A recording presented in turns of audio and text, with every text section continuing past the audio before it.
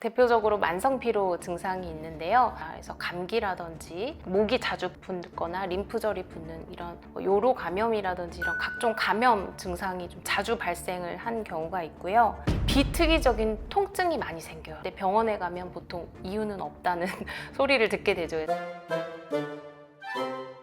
저는 서울대학교 의과대학에서 일하고 있고요. 현재 서울대학교에서 학생과 교직원을 진료하고 있는 정신과 전문의입니다.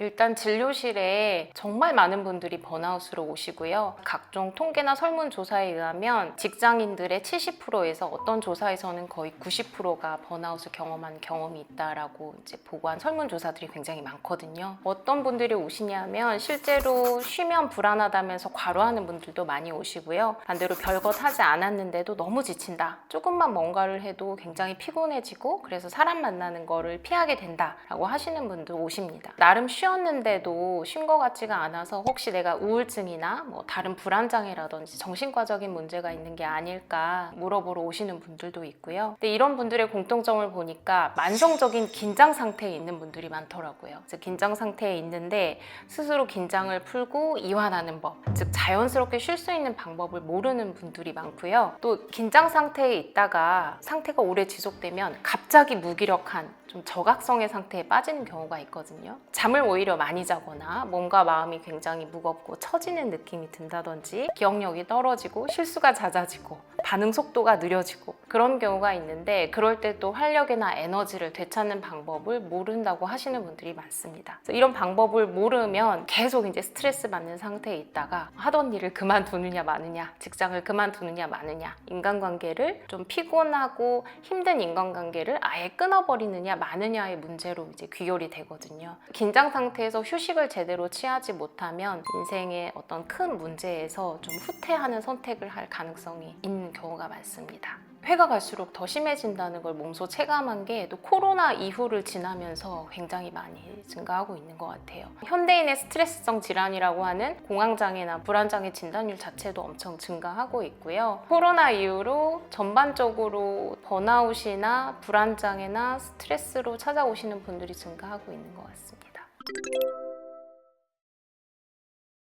사람들이 휴식, 쉰다 하면 단순히 일을 그냥 멈추고 자거나 아니면 누워서 아무것도 하지 않는 것이라고 생각하는 분들이 굉장히 많은 것 같아요. 지나치게 과부하가 걸린 경우에는 이런 멈춤 자체가 필요한 경우도 있는데요. 대부분 그것만으로 몸과 마음이 충분히 회복되진 않는 것 같아요. 오히려 많은 분들이 멈추기만 할 때 더 불안하거나 부정적인 생각에 더 사로잡혀서 오히려 더 피로에 빠지는 경우도 굉장히 많고요. 그래서 가만히 멈추고 아무것도 안 하는 것보다 뭐라도 하는 게 차라리 낫다라고 말씀하시는 분들도 좀 많고요. 또 일이나 성과에 굉장히 많은 가치를 부여하시는 분들은 일이나 생산적인 활동을 멈출 때 굉장히 애매모호하게 무가치함이나 무력함이나 좀 공허한 느낌에 시달리는 분들도 많아요. 또 완벽주의 성향이 있는 분들은 쉬는 게 좀 게으르다고 생각을 하시기도 하고 또 쉬면은 나중에 굉장히 부정적인 미래의 어떤 결과, 안 좋은 결과가 일어날 것 같다는 걱정 때문에 오히려 쉬지 못하는 분들도 있고요. 또 애초에 스트레스를 받으면 어떤 분은 굉장히 불안하고 초조해하면서 좀 각성도가 높아지는데 어떤 분들은 아예 저각성 상태에 빠지거든요. 무기력해 한다든지 과수면,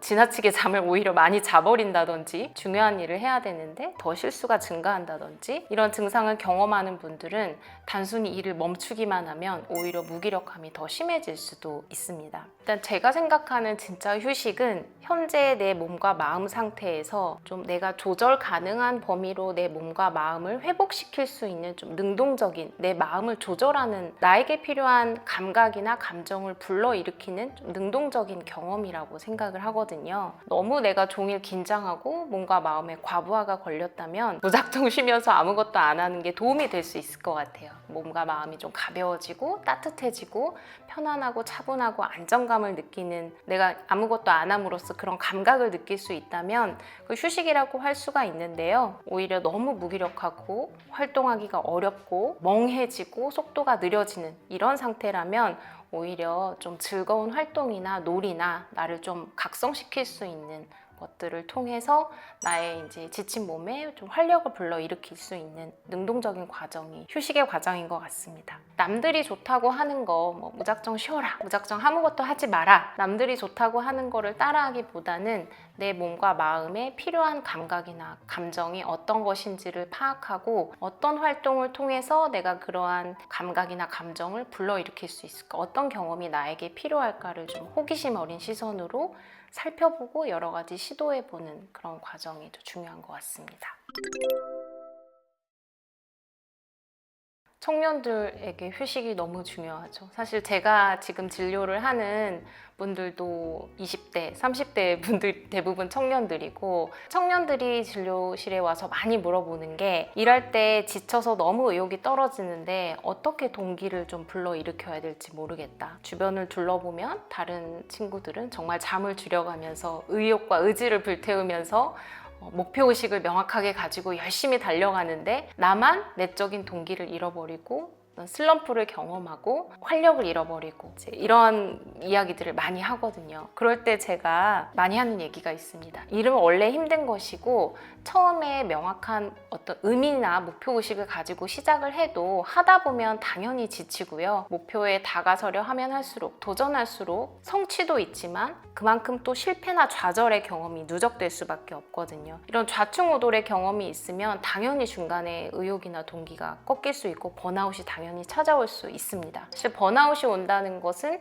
내가 굉장히 열심히 일을 했다는 증거거든요. 근데 이 과정을 견딜 수 있게 하는 게 저는 휴식이라고 생각해요. 너무 무기력하고 의욕이 떨어지고 번아웃이 왔을 때 넌 좀 게을러, 너는 좀 목표의식이 부재한 게 아니야? 절실함이 부족해? 이러면서 나를 좀 다그치기보다는 오히려 휴식을 통해서 활력을 주고 재충전을 하고 회복을 해서 일에 다시 도전하거나 집중할 수 있는 그런 경험을 하는 게 더 중요한 것 같고요. 이렇게 어려움이나 좌절이 있을 때 휴식을 통해서 능동적으로 나를 조금 조절할 수 있다라는 자신감을 얻고 실제 그런 경험을 하는 것이 스트레스에 대해서 우리가 좀 과민 반응을 하지 않도록, 과도하게 어떤 스트레스가 있을 때 더 지치지 않도록 도와주는 것 같아요. 그래서 간혹 이제 일에 대한 의욕이 떨어졌다고 스스로를 탓하거나 다그치고 몰아붙이고 그런 상태에서 일이 재미없게 느껴졌을 때 적성에 맞지 않는다고 이렇게 생각하시는 경우도 있거든요. 섣불리. 그럴 때 저는 일단 쉬어가면서 다시금 활력과 에너지를 좀 충전하도록 하고 회복이 되었을 때 일의 의미라든지 적성에 부합하는지 여부를 다시 생각을 해보라고 이야기를 하는 편입니다. 그래서 일을 하면서 적절히 휴식을 취하고 스스로 에너지나 즐거움을 통해서 일에 대한 동기를 계속 유지를 하는 게 청년들에게 굉장히 중요하다고 생각합니다. 최근에 뇌과학 연구가 발달하면서 휴식의 뇌과학적 효과에 대한 연구가 많이 진행이 되고 있는 것 같아요. 정확하게 휴식이 어떠한 뇌과학적 변화를 일으키는지에 대한 연구가 있지는 않지만, 예를 들면 온전히 현재에 머무르면서 좀 쉬어가는 경험이 전두엽 기능을 활성화시켜서 집중력이나 주의력과 같은 여러 가지 인지 기능에 도움이 되고 특히 창의력이 좋아진다는 연구 결과가 있었고요. 또 만성적인 긴장 상태, 그러니까 스트레스 상태일 때는 스트레스 호르몬인 코티솔이 과다 분비되는 상태가 지속되거든요. 근데 휴식을 통해서 스트레스 호르몬 레벨이 정상화가 될 수가 있는데, 이 스트레스 호르몬의 역할은 우리 몸의 면역력이라든지 기분 조절, 신진대사를 조절하는 역할을 해요. 휴식을 적절히 취하면 면역력이 강화되고 질병에 대한 저항력도 좋아지고요. 정서 조절에 특히 너무 중요하고 혈압이나 심박수 조절, 심혈관계 기능에도 도움이 된다고 알려져 있습니다. 대표적으로 만성피로 증상이 있는데요. 스트레스 호르몬인 코티솔이 지속적으로 분비되면 일단 면역력이 떨어집니다. 그래서 감기라든지 목이 자주 붓거나 림프절이 붓는 이런 요로 감염이라든지 이런 각종 감염 증상이 좀 자주 발생을 한 경우가 있고요. 비특이적인 통증이 많이 생겨요. 어느 날은 두통이 생기고 어느 날은 어깨라든지 관절통이 생기기도 하고, 근데 병원에 가면 보통 이유는 없다는 소리를 듣게 되죠. 그래서 스트레스 때문이니까 정신건강의학과에 가봐라, 이런 소견을 많이 겪게 되고요. 그다음에 스트레스에 가장 민감한 우리 장기가 소화기입니다. 그래서 과민성 대장증후군도 대표적인 스트레스 증상이고 위염이나 위궤양, 소화불량, 복통이나 설사, 변비 이런 증상들이 왔다 갔다 해요. 좋아지기도 했다가 악화되기도 했다가. 뭐 여러 가지 피부 트러블이라든지 이런 신체적인 증상이 나타날 수 있습니다. 저는 아무래도 정신과니까 휴식을 하지 못했을 때 여러 가지 정서적인 어려움 때문에 찾아오시는 분들이 많은데요. 일단 짜증이 많이 늘고 감정 기복이 심해집니다. 그래서 가족들이 좀 화를 많이 내니까 병원에 좀 가봐라 이런 이야기를 듣고 오시는 분들이 많고요. 작은 일에도 쉽게 불안해지거나 초조해질 수도 있고요. 작은 일에도 쉽게 지치거나 무기력해질 수도 있어요. 과민 반응을 하거나 아니면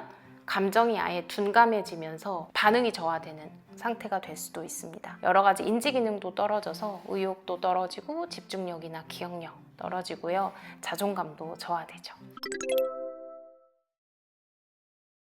이제 대표적으로는 스크롤링이 있을 것 같아요. 되게 짧고 자극적인 콘텐츠를 반복해서 보는 건데 뭐 쇼츠를 본다든지 SNS를 끊임없이 확인하면서 업데이트되는 것들을 본다든지 뭐 배달앱 구경하시는 분들도 있고요. 이런 경우는 일시적으로는 불안하거나 부정적인 감정에서 확실하게 주의 전환이 되기 때문에 일시적으로 내가 좀 편안해지는 느낌이 들 수는 있는데 이 스크롤링의 과정은 짧고 강한 자극이 뇌에 계속 들어오는 거기 때문에 결국엔 내가 피로해지고요. 1시간, 2시간씩 이렇게 스크롤링하고 있으면 여러 가지 통증이라든지 뭐 안구 건조증이라든지 이런 신체적인 부정적인 영향이 있죠. 또 어떤 분들은 좀 생산적으로 쉬어야 된다는 생각 때문에 여러 가지 취미 활동을 하시는데요. 잘해야 된다는, 피아노를 내가 친다 그러면 피아노를 굉장히 잘 쳐야 된다. 이렇게 독서를 한다면 독서를 하고 나는 반드시 독서 일기를 남겨야 된다. 이런 식으로 휴식도 생산적으로 잘 해야 하는 어떤 성취의 하나로 보시는 분들도 있는 것 같아요. 그다음에 아까 이야기하셨듯이 가만히 있기, 아무것도 하지 않고 누워서 멍하게 있거나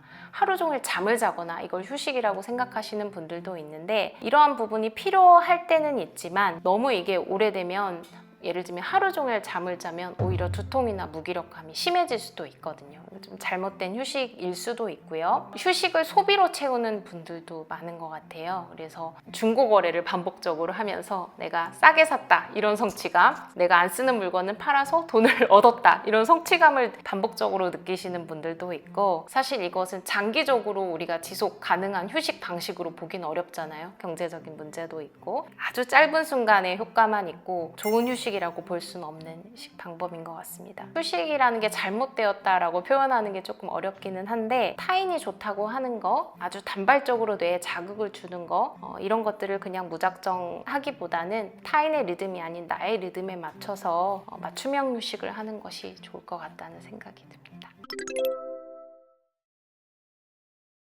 불안하고 긴장되는 일상에서 뭐 맥주 한잔 하고 편하게 누워서 미디어 보는 것이 확실히 우리를 부정적인 감정이나 골치 아픈 고민거리로부터 좀 일시적으로 해방시켜주고 주의를 확실히 전환시켜주는 효과는 있습니다. 그런데 사실 이제 그런 미디어를 시청하는 것이 뇌에 끊임없이 자극과 정보를 주는 것인데요. 그 자체로 굉장히 뇌를 피로하게 할 뿐만 아니라 요새 도파민 이야기를 하는데 미디어 시청을 하면 순간적으로 뇌에서 도파민이 확 분비가 되거든요. 이렇게 이제 어떤 자극이 있을 때 뇌에서 즉각적인 보상이 일어나는 활동이나 어떤 물질, 예를 들면 대표적으로 술이 되겠죠. 즉각적인 효과나 보상을 느끼게 하는 물질이나 행동이 중독성이 크다라고 이야기를 해요. 그래서 이 중독성이 정말 큰 문제인데요. 예를 들면 우리가 유튜브를 봤는데 즐거움이 1시간 뒤에 온다. 그럼 우리가 유튜브에 중독될 위험이 훨씬 적어지겠죠. 술을 마셨는데 약간 얼큰하게 취하고 몸이 좀 이완되고 몸과 마음이 좀 풀리는 느낌이 1시간 뒤에 찾아온다. 퇴근하자마자 맥주캔을 따거나 술을 바로 찾게 되진 않겠죠. 나에게 결과적으로 좋은 영향이 아니라는 걸 알면서도 반복적으로 행동을 하게 되는 것이 바로 이 행동의 중독성 때문인데요. 중독성이 강한 행동이나 물질을 이렇게 복용하면 순간적으로는 즐겁다고 느끼거나 좀 이완이 되는 효과가 있지만 결국 그거에 대한 조절력이 떨어진다는 게 가장 큰 문제인 것 같아요. 그래서 생각보다 내가 예를 들면 한 30분 정도 유튜브를 봐야지 했는데 2시간이 훌쩍 지나 있다든지 술을 한 캔만 마셔야지 했는데 먹다 보니 좀 양이 많아지고 횟수가 많아진다든지 이렇게 점점 조절력을 잃게 되는 게 가장 큰 어려움인 것 같고요. 필요 이상으로 많은 시간을 소비하기 때문에 여러 가지 신체 건강에도 좋지 않고 수면 시간이 밀리니까 일상생활에도 지장을 초래하고 오히려 다음날 더 피곤해지는 결과를 낳게 되는 것 같습니다. 또 이런 중독성이 강한 행위나 물질은 자극에 대한 내성이 생기거든요. 그래서 이런 행위들로 즐거움과 자극을 얻으면 얻을수록 우리 주변에 있는 소소한 자극으로부터 얻는 만족감이나 즐거움, 행복감이 줄어들어서 더 이상 일상적인 자극으로는 즐거움을 느끼지 않는 상태가 될 수도 있죠. 정리를 하자면 이런 행위들이 삶의 다양한 영역에서 즐거움을 느끼는 능력을 감소시키고 우리의 조절력을 좀 떨어뜨린다고 하는 게 가장 큰 문제인 것 같습니다. 요즘 이렇게 쉴 시간이 없다라고 하시는 분들이 워낙 많다 보니 이 휴식에 대한 연구가 많이 진행되고 있는데 마이크로 브레이크라고 해서 오후에 10분 정도만 중간중간에 쉬어도 업무 생산성이나 효율성이 올라가고 감정 조절에도 도움이 된다는 연구가 있어요. 너무 쉴 시간이 부족하다고 아예 체념하거나 포기하지 마시고 짧은 시간이라도 확보를 해서 꼭 쉬셨으면 좋겠고요. 쉴 시간을 없게 만드는 것 중에 하나가 각종 알림들이거든요. SNS라든지 문자라든지 메일이라든지 이런 것들로 인해서 일을 하는 시간이 중간중간에 쪼개지면 효율성도 훨씬 낮아질 뿐만 아니라 몇 시간을 일했는데도 뭔가 일을 제대로 한 것 같지 않고 그래서 일을 더 많은 시간 하게 돼서 쉴 시간이 더 줄어드는 역효과가 납니다. 그래서 저 같은 경우에는 알림이라든지 내가 일하는 시간을 조각조각 내는 여러 가지 자극들을 많이 좀 제한하고 조절하는 것이 도움이 많이 되는 것 같고요.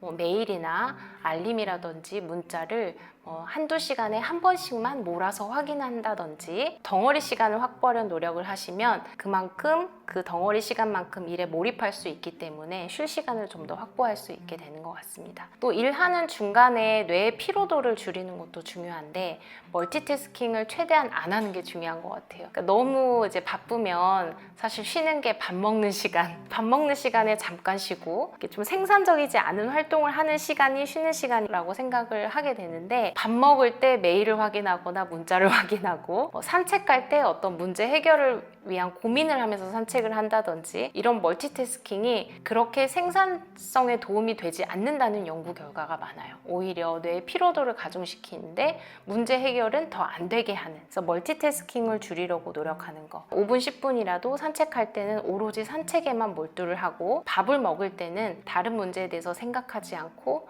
내가 먹는 것의 맛과 향, 입안에 느껴지는 감각, 오로지 먹는 것에 집중을 하고 이렇게 하는 게 뇌 피로도를 줄이고 짧은 시간에도 휴식의 경험을 온전히 할 수 있는 방법인 것 같습니다.